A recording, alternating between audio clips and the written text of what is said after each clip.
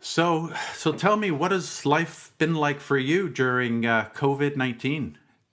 Well, it's been an interesting time for me since on March 15th, I came back from Vail, Colorado, probably the hot spot in the United States at the time for COVID. Came back to work for 3 days when everything was shut down suddenly.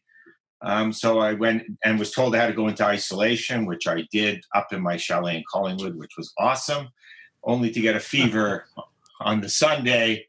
Had my swab uh, that day. Felt really.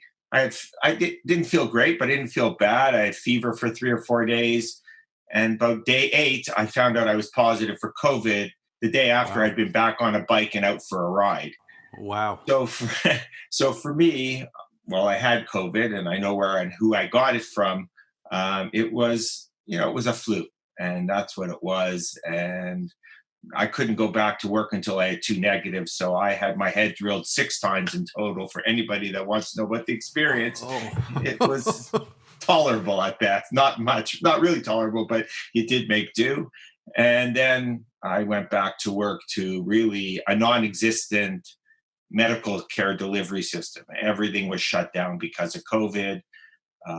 Everybody was afraid of what was going to be. And now, 3 months later, which we are, I think, what's today, the 22nd, so 23rd, yesterday was 3 months since I found out of my positive test. We're just sort of starting to get back. We went from basically I would do one or two endoscopies a week, and I'd have a phone office every day, which I had all through my COVID time too. I would make my phone calls.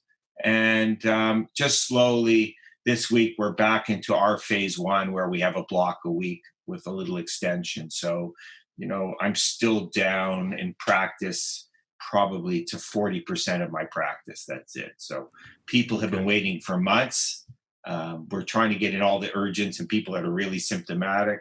We've canceled 3 months of patients. We have, fortunately, people haven't wanted to come and don't go to their family docs. So the referrals have slowed down, fortunately, in a way, because we can't tell anybody when they're going to get scoped for anything elective, which is really unfortunate because down the road, the consequences of not doing many of these things may unfortunately come back to haunt us.